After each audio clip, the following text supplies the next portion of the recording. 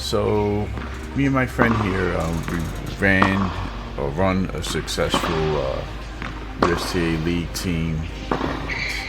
We made playoffs 3 out of 4 years, made sectionals 2 out of the 4 years.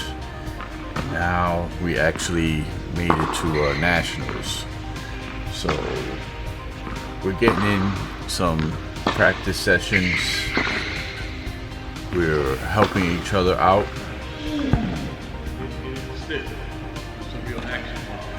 Over here we're getting in some volley work, volley to volley from the service line, working on hand speed. Not just patting the ball back, we're putting in some stiff volleys. And when you get the opportunity to put it away, you go for it. Put that way in the corner.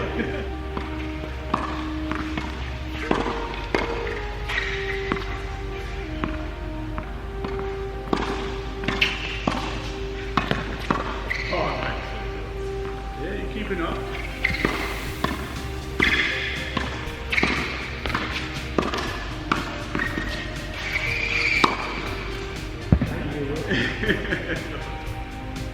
It's really good to challenge yourself and push yourself during these volley sessions. You're just patting the ball back and forth to each other. You're not really doing anything.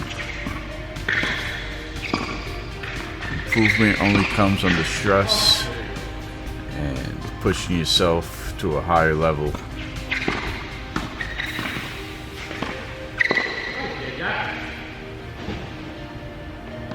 You should be using your legs a lot, and I'll mention here that it's a pretty good workout. If you're not tired after doing volley, then you're not working hard enough.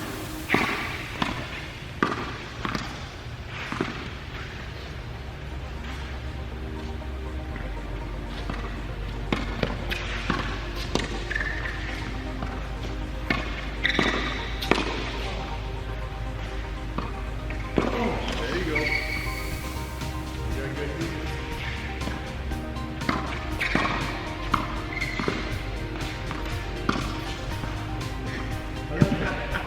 It's not hard. It's a lot of top spin. It's like an approach.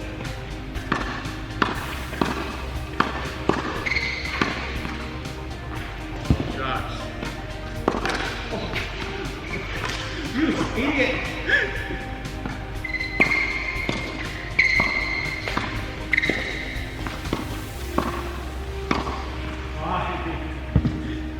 Let's take a little break. Okay. That's a workout right there. Well, everything I hear is a workout. Are you sure? Yeah. So over here the goal was consistency, hitting the ball with normal power, with height and depth. So the way the camera is set up, it's on a ball cart attached to it. It's like a $700 camera, and we have to clear it, and we're gonna try to move each other, but we're not trying to beat each other. It's cooperative. This way we could keep the rally going, and this way we get to move around and move our feet. And there's a little bit of pressure. We don't want to hit the camera. This is a pretty interesting hit. I like hitting those one-handers every now and then. It's the best feeling, hit a clean one.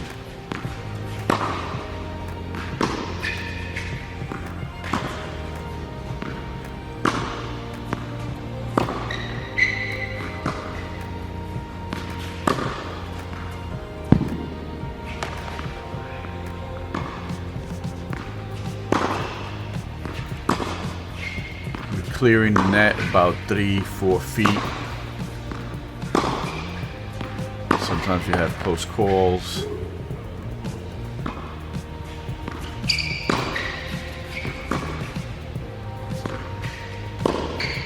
This actually was very early in our session, so it was kind of like the first warm-up rally.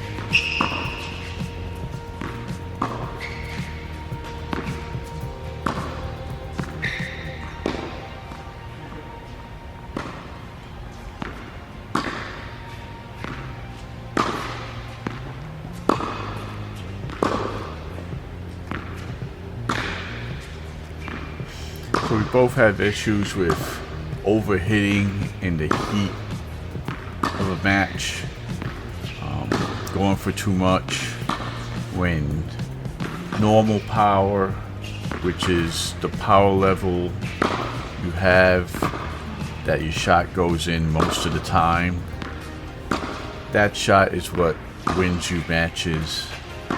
That shot is what helps you out-hit and outlast your opponent, and we're just trying to maintain our power level to that to stay consistent.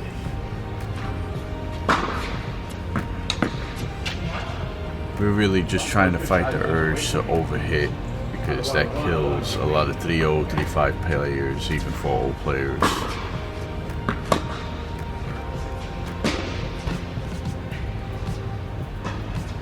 Our goal here was to really concentrate on tracking the ball and watching the ball, but we're trying a little trick where we're imagining a dime-sized black dot on the ball in the center, and we're focusing on that imaginary spot on the ball. This way we concentrate more intensely than just generally watching the ball. So we're working on that in this rally, also working on normal power level, having a consistent rally.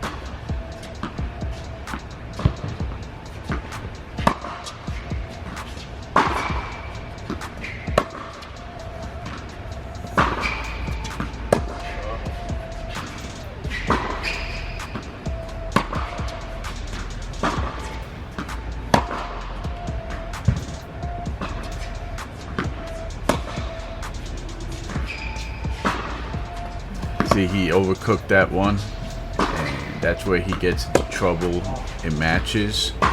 His power level just starts increasing as he gets more intense during a point. Once we sense the power increases, that's a signal for us to bring down the power, get back to normal pace, and dial it down.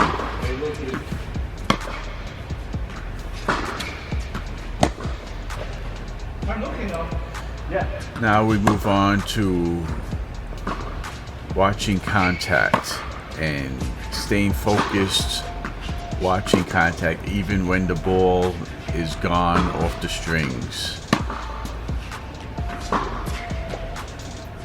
Because we tend to lift our heads up too soon, which causes mishits and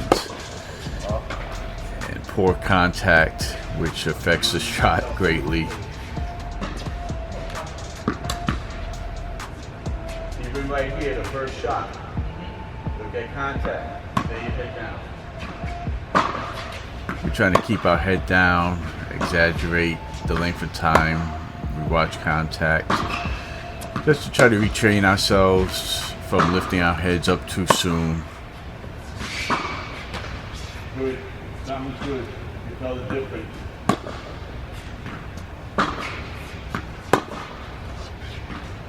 Get that ball out of there.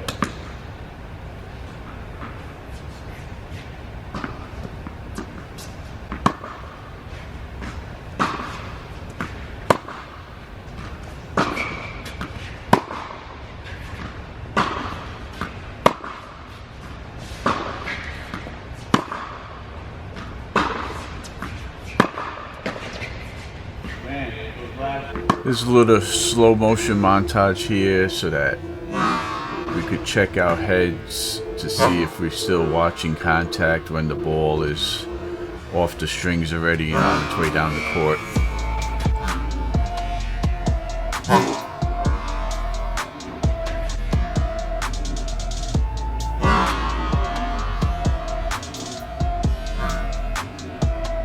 See, I'm still looking down and the ball is about halfway across the court.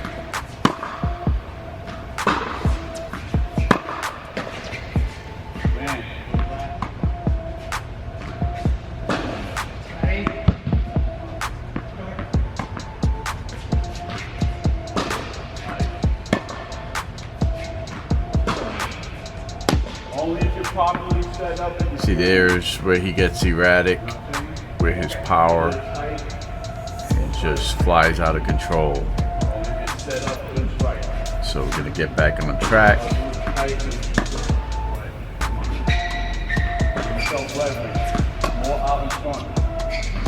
Actually, here we were trying to work on short balls and trying to add a little bit more than normal power. Once you get a ball that you're able to step inside the baseline, you should be able to put a little bit extra, but not overcook it. Shorten it and just get it back. Then wait for your ball.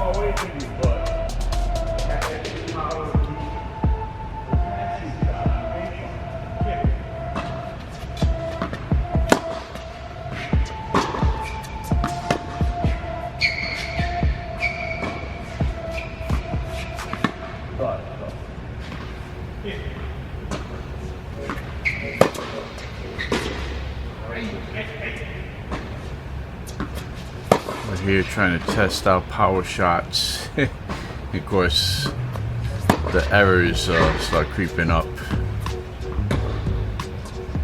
Shows the difference between a normal power shot and overcooking it. You saw how that shot stayed low?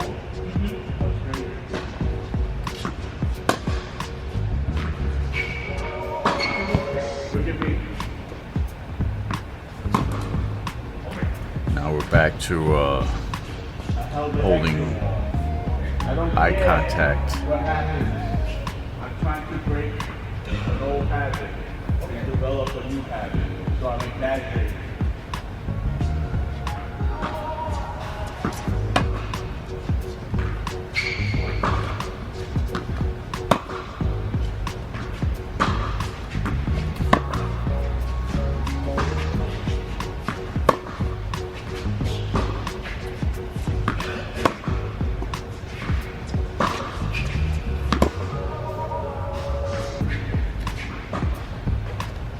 You know, these sessions with my buddy, and I got a few friends that are able to do sessions like this with each other.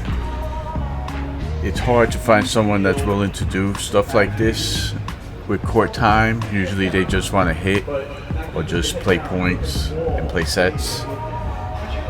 But if you're looking to improve, you really need a willing partner, unless you're going to spend a lot of money on private coaching. You're not going to get this kind of work in a clinic.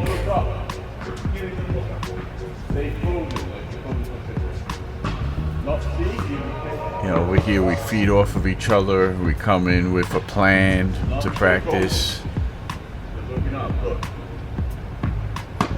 I feel this is very effective with him, and it helps his game, it helps my game.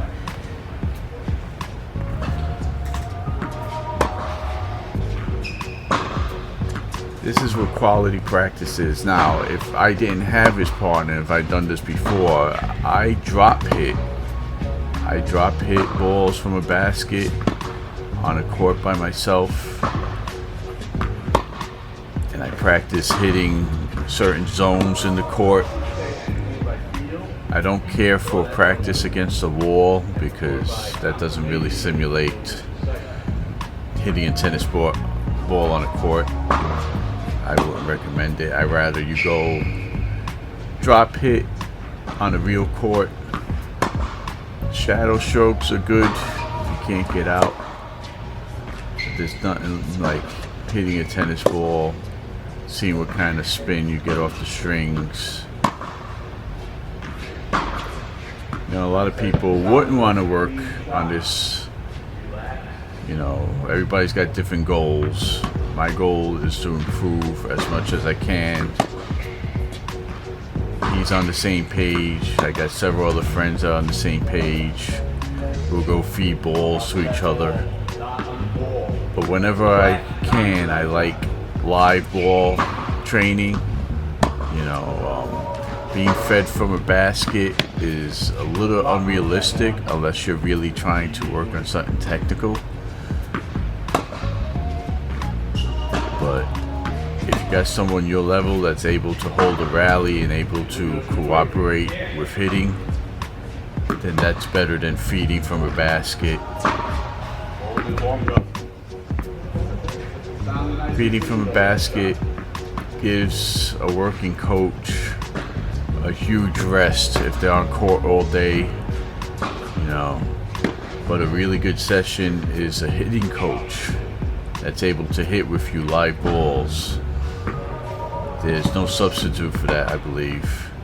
So find a friend that's willing to get out on a court with you and work like this, and your tennis will improve. Now here I demonstrate how looseness creates power.